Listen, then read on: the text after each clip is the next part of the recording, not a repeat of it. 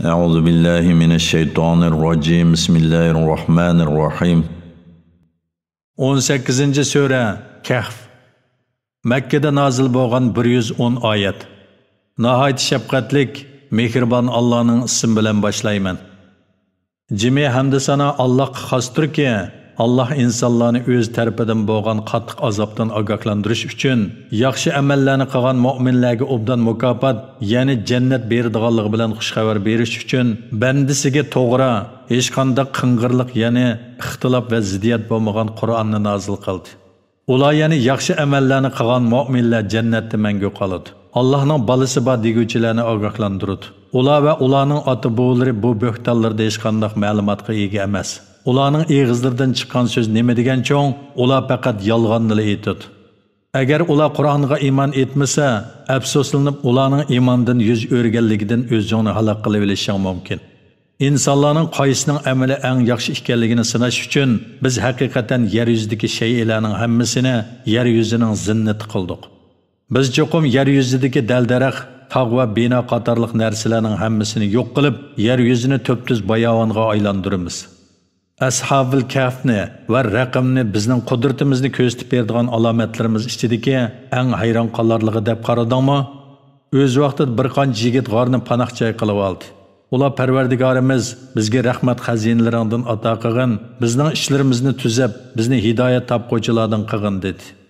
Ularni biz g'orda uzun yillar uxlatib qo'ydik. Ondan ikki guruh, ya'ni Ashabul Kahf ichidagi qanchalik uxlaganlari haqida ixtilof qilishgan ikki guruhdan qaysisining g'orda qanchalik uzoq turganligini, inchki hisoblaydiganligini sinash uchun ularni uyg'otdik. Biz sana ularning hikoyasini rastligi bilan aytib beramiz. Ular haqiqatan Parvardigoriga iymon etgan, biz hidoyatni ziyoda qilgan yigitlardir. Ularning dillarini mustahkam qildik. O'z vaqtida ular iymonsiz zolim podshoh oldida dasturib etdi. Bizning Parvardigorimiz osmonlarning va zaminning Parvardigoridir. Biz uni qo'yib hargizmi boshqa ilohga ibodat qilmaymiz. Agar biz Allohning sheriki bor deydigan bo'lsak, bu chaqda haqiqatdan to'limi yiroqlashgan bo'lamiz. Bizning qavmimiz Allohni qo'yib butlarni iloh qilib oldi. Ular o'zlarining ilohlarga ibodat qilishga tegishli ekanligiga nimishqa aniq dalil keltirmaydi. Allohga yolg'onni chaplagan odamdimi zolim kim bor? Ey yigitlar, sizlar ulardan va ularning Allohdan boshqa ibodat qiladigan butlardan ayrilgan ekansizlar, g'orni panoh joy qilinglar. Parvardigoringlar sizlarga keng rahmat qiladi. Alloh sizlarning ishlaringlarni osonlashtirib berdi. Kun chiqqan chaqda ularning g'orning o'ng tarafiga o'tib ketganligini, kun patgan chaqda ularning g'orning shimol tarafiga o'tib ketganligini ko'rsan. Ya'ni g'orning ishiki shimol tarafda bo'lganlikdan kunning nuri g'orning ikki tarafiga tushib turadi. Alloh ularni hurmatlaganlikdan kun chiqqandimi, patgandimi, uning nuri ularning ustiga tushmaydi. Ular bo'lsa g'orning o'ttirisidagi bo'shliqdadir. Bu Allohning qudratini ko'rsatib beradigan alomatlardandir. Kimniki Allah hidoyat qiladi ekan, u haqiqiy hidoyat topquchidir. Kimniki qilgan yomon amallari tufaylidan Allah ozdirdi ekan, uningga yo'l ko'rsatguchi do'stni hargiz topolmaysan. Mubodo ularni ko'radigan bo'lsang, ko'zlarining ochiqligi va o'rilib turadiganligidan ularni o'yg'oq deb o'ylaysan. Halbuki ular uyqudadir. Ularni biz o'ng va so'l tarafga o'rib turamiz. Ularning ikki g'orning bo'sog'isida ikki putini so'zib yotadi. Agar ularni ko'radigan bo'lsang, albatta ulardan qattiq qo'rqib, yuz o'rib cho'qim qashqan bo'larding. Ularni uxlatganimizdek, g'orda qanchalik turganliklarini o'zaro so'rasin deb, o'limga o'xshash uzoq uyqudan ularni uyg'otdik. Ularning biri, "Bu g'orda qancha uzun turdinglar?" dedi. Ular bir kun yoki bir kundimi oz turdik deyishdi. Ularning ba'zisi dediki, "Qancha uzoq turganliginglarni Parvardigoringlar obdan biladi. Biringlarni buyuringlar, bu tangilarni shaharga elib berib, kimning tamoqi eng pokiz bo'lsa, uningdan sizlarga setib elib kelsin. O shaharga kirishda va tamoq setilishda ehtiyot qilsin, sizlarni hech kishiga to'ydirmasin. Agar shahardagi kishilar sizlarni tutib olsa, sizlarni chalma-kesak qilib o'ldirdi yoki sizlarni o'zlarining diniga kirishga majburlaydi. Bundaqda hargizmi maqsadinglarga erishaolmaysizlar." Ularni uxlatib uyg'otganimizdek kishilarga Allohning qayta tirildirish to'g'risidagi va'dasining haqligini va qiyomatning bo'ladiganligida shak shubha yo'q ekanligini bildirish uchun kishilarni ularning ahvolidan xabardor qildik. O'z vaqtida ular Ashabul Kahfning ishi ustida datalash qilishdi.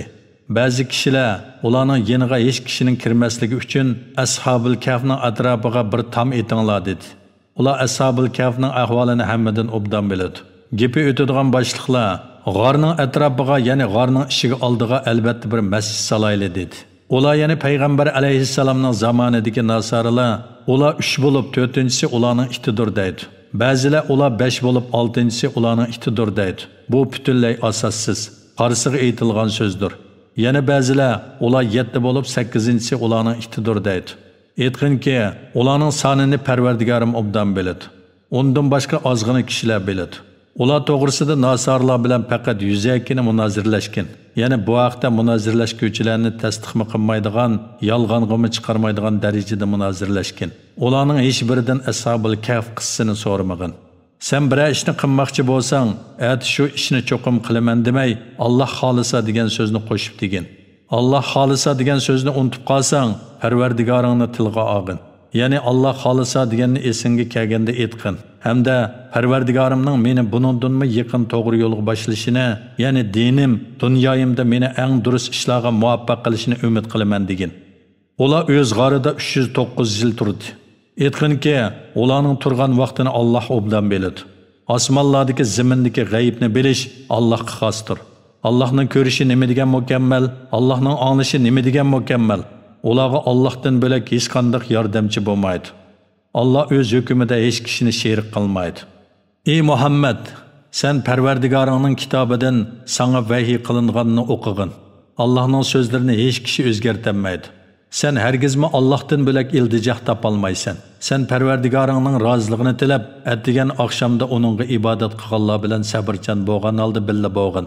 Hayoti dunyoning zibbu zinatini deb ularni ko'zga ilmay qolmagin. Biz dilini zikrimizdan g'aflat qoldirgan, nafsi xohishiga agashgan, davomli oshqullik qiladigan odamga agashmagin. Ey Muhammad, bu haq Qur'on Parvardigoringlar tarafidan nozil bo'ldi. Xolgan odam iymon etsin, xolgan odam kofir bo'lsin degan. Biz haqiqatan kofirlar uchun tutun pardalari ularni o'rib oladigan o'tni tayyorladik. Ular tashnalikdan suv talab qilsa, ularga madan eritmasiga o'xshash yuzlarini ko'ydirib yetadigan nihoyatda qiziq suv beriladi. Bu nima degan yomon sharob, jahannam nima degan yomon joy. Iymon etgan va yaxshi amallarni qilganlarga keladigan bo'lsak, biz ularning qilgan yaxshi amallarining savobini haqiqatan yo'q chiqarib o'tmaymiz. Ana shular ostidan o'stanglar eqib turadigan, ular doim turadigan jannatlardan bahramon bo'ladi. Jannatda ular oltin bileziklarni soladi. Nepiz va qilin yipakdan ishlangan yeshil kiyimlarni kiyadi. Taxtlarga yo'linib o'ltiradi. Bu nima degan yaxshi mukofot, jannat nima degan go'zal joy. Ularga mundaq biri mu'min, biri kofir bo'lgan ikki odamni misol qilib keltirgan. Ularning biriga, ya'ni kofirga biz atrofi qo'rmizorliq, ikkinchi bog'ning o'ttirsidagi ekinzorliq bo'lgan talliq ikki bog' ato qildik. Har ikkisi kam ko'tisiz, to'liq meva beradigan bog'lar bo'lib, ularning orasidan eqib turadigan o'stangni barpo qildik. U yana bog' egisi nurg'un mol-mulkka ega edi. U birodarga faqirlanib, "Men sendan boy, odamlarim seninkidan ko'p" dedi. O mu'min birodarini yetlab beg'iga kirib, kufrlik qilish bilan o'ziga zulm qilgan holda etdi. Bu bog' menga yo'qolmaydi deb o'ylayman. Shuningda qiyomat bo'lmaydi deb o'ylayman. Agar men Parvardigorimga qaytarilgandimi, ya'ni qiyomat bo'lgandimi, albatta bu bog'dan yaxshiroq joyni topaman. Uningga mu'min birodari munozirlashgan holda etdi. Seni aslida tuproqdan, ondan obi manidan yaratib, ondan seni ravris inson qilgan zotni inkor qilamsan? Lekin men Parvardigorim bo'lgan u Allohni e'tirof qilaman, Parvardigorimga hech ahadini sherik keltirmayman. Sen beg'inga kirgan cheg'ingda Allohning xolig'ini bo'ladi. Allohning yordami bo'lmasa qo'lingdan hech kelmaydi.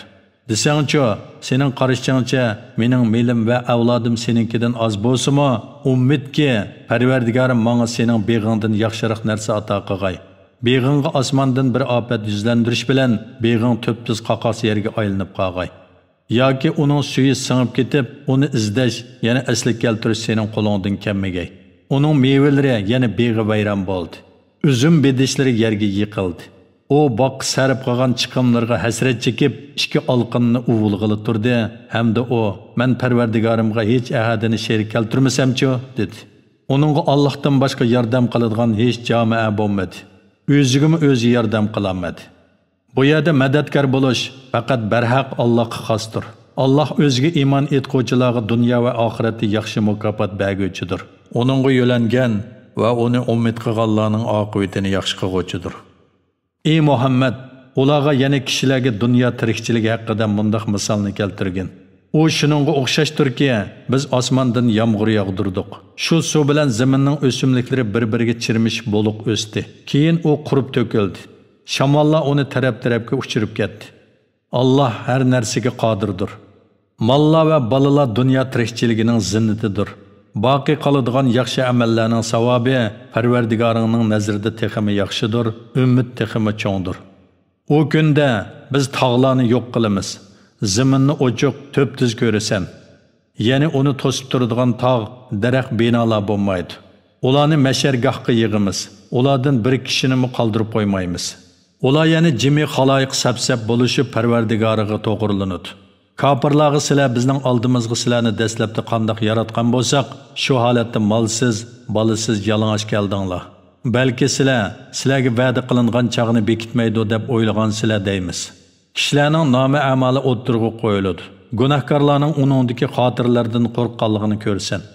Ular, "Voy bizga, bu nomi amalga cho'ng kichik gunohning hammasi xotirlanibdi-ku" deydi. Ular qilgan etganlarning hammasining nomi amalga xotirlanganligini ko'radi. Parvardigoring hech odamga zulm qilmaydi. O'z vaqtida biz farishtalarga odamga sajda qilinglar dedik. İblisdan boshqa hammasi sajda qildi. İblis jillardan edi. Shunga u sajda qilmaganlikdan Parvardigorining itoatidan chiqdi. Meni qo'yib iblisni va uning avlodini do'st qilib olamsizlar? Holbuki ular sizlarga dushmandir. İblis zolimlar uchun nima degan yomon badal? Ular yana shaytonlarga osmonlarning va zaminning yaratilishini, ularning o'zlarining yaratilishini ko'rsatganim yo'q. Kishilarni ozdirg'uvchilarni yordamchi qilib olganim yo'q. Shu kunda Allah ularga aytdi: "Sizlar mening sheriklarim deb o'ylaganinglarni chaqiringlar."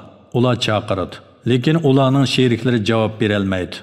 Biz ularning orasida ular o'talmaydigan halokatlik joyni paydo qildik. Gunohkorlar do'zaxni ko'rib, uningga kirdiganligiga jazm qiladi. Do'zaxdan qochadigan joy topolmaydi. Bu Qur'onda insonlarga turli misollarni bayon qildik. İnson ko'p datalash qiladi. İnsanlarga hidoyat kelgan chaqda ularning iymon etmasliklari va Parvardigoridan mag'firat talab qilmasliklari faqat Allohning burunqilarga tutgan yo'lini yoki o'zlariga keladigan azobni ko'zlari bilan ko'rishni kutadiganliklari uchundir. Biz payg'ambarlarni faqat iymon etquvchilarga xush xabar berguvchi, osiylik qiluvchilarni ogohlantiruvchi qilib avatimiz. Kafirlar payg'ambarlar ib kelgan haqiqatni yo'q chiqarish uchun behuda so'zlarni qilib munozirlashadi. Ular mening oyatlarimni va ularga berilgan ogohlantirishlarni masxara qilib oldi. Parvardigorning oyatlari bilan panda nasihat qilingan, u oyatlardan yuz o'rgan va o'zining qilgan gunohlarini unutgan kishidami zolim kishi bormi? Shubhasizki, biz ularning dillariga Qur'onni tushunishga to'sqinlik qiladigan pardalarni topdik. Quloqlarini eg'ir qildik. Agar ularni hidoyatga da'vat qilsang, ular hargiz hidoyat topmaydi. Parvardigoring nihoyatda mag'firat qiluvchidir va rahim qiluvchidir. Agar Alloh ularni qilmishiga qarab jazolaydigan bo'lsa, albatta ularga qilinadigan azobni tezlatgan bo'ladi. Lekin ularga belgilangan bir vaqt bor. U vaqt kelganda ular Allohdan bo'lak hech panohgoh topolmaydi. Shu shaharning aholilari, ya'ni Hud, Salih, Lut, Shuayb payg'ambarlarning qavmlariga o'xshash o'tganki ummatlar zulm qilganliklari uchun ularni halok qildik. Ularning halok bo'lishiga muayyan vaqtni belgiladik. O'z vaqtida Musa yosh xodimiga ikki daryoning qo'shiladigan joyga yetmaguncha mengishimni to'xtatmayman, shu joyga yetganga qadar uzoqqa mengayveraman dedi. Ular ikki daryoning qo'shiladigan joyga yetib borganda beliqni unutib qoldi. Beliq daryoga yo'l elib kirib ketdi. Ular ikki daryoning qo'shiladigan joyidan o'tganda Musa yosh xodimiga "Atdiganlik tamoqimizni elib kelgan, bu safarimizda haqiqatan charchab ketdik" dedi. Yosh xodim biz cho'ng tosh ostida aram elayotganda yuz bergan ishdan yana pishirilgan beliqning tirilib, sevatdan sakrab chiqib daryoga kirib ketganligidan iborat qiziq ishdan xabaring bormi? Men rostilla beliqni unutibdiman. Beliqning ajoyib voqeasini sana aytishni faqat shayton menga unutildiribdi. Beliq daryoga ajoyib yo'l olgan edi dedi. Musa bizning izlaydiganimiz dal mushu edi dedi-da, ikkisi kelgan izi bo'yicha kayniga yenishdi. O ikkisi beliqni unutgan cho'ng toshning yanida bizning bandalarimizdan cho'ng marhamatimizga erishgan va bizning o'zimizga xos ilmimizni, Yani ilmi g'ayibni biz bildirgan bir bandini Xizr alayhissalomni uchratdi. Musa onunğa, Allah sana bildirgan to'g'ri ilmni menga o'rgatishing uchun sana agishaymi, ya'ni suhbatingda bo'laymi dedi. U aytdi, sen men bilan birga bo'lishga sabr taqat qilib tura olmaysan. Sen cho'nqur to'nib yetmagan ishga qandoqmi sabr taqat qilib tura olaysan? Musa aytdi, Allah xolisi meni sabr qilg'ich ko'rsan, sening buyruqingga xiloflik qilmayman. Xizr aytdi, agar sen menga agatsang, yo'liqqan ish to'g'risida men uni sana so'zlab bermagicha uningdan so'rama. Shuning bilan o ikkisi birlikda mengib kelib bir kemaga chiqishdi. Xizr kemani teshivatdi. Musa uningga, kemadikilarni g'arq bo'lib ketsin deb kemani teshivatdingmi? Sen haqiqatan qo'rqinchli cho'ng bir ishni qilding dedi. Xizr, sen haqiqatan men bilan birga bo'lishda sabr taqat qilib tura olmaysan demidimmi? dedi. Musa aytdi, ahdini unutib qolganimga meni ayblama. Sen bilan birga bo'lishda meni qiyin ahvolga tushirib qo'yma. O ikkisi yana birlikda mangdi. Ular bir balani uchratdi. Xizr uni o'ltirib qo'ydi. Musa, sen bir begunoh jonni nohaq o'ltirding. Sen haqiqatan yovuz ishni qilding. Xizr aytdi, sen men haqiqatan men bilan birga bo'lishga sabr taqat qilib tura olmaysan demidimmi? Musa aytdi, buningdan keyin yana sendan bir ish to'g'riliq so'rasam, ya'ni qilgan ishingga e'tiroz bildirsam, meni o'zingga hamroh qilmagin. Sana bergan va'damga 3 qatim xiloflik qilganligim uchun mening oldimda sana hamroh bo'lmaslikka ma'zursan. O ikkisi yana birga menga bir shaharga yetib keldi. Shahar aholisidan tomoq so'radi. Shahar aholisi ularni mehmon qilishdan bosh tortdi. Ular bu shaharda o'rilib tushay deb qolgan bir tomni uchratdi. Xizr qo'li bilan tuzab qo'ydi. Musa aytdi, agar xohlasang bu ish uchun albatta ish haqi olgan bo'larding. Xizr aytdi, bu sen bilan mening ayrilish vaqtimiz. Sen sabr taqat qilib turamagan yuqorqi 3 ishning haqiqatini sana tushuntirib beray. Kemiga kelsak, o dengizda ishlaydigan bir qancha nafar kambag'alning kemisi edi. Men uni teshib ayibni qilmoqchi bo'ldim.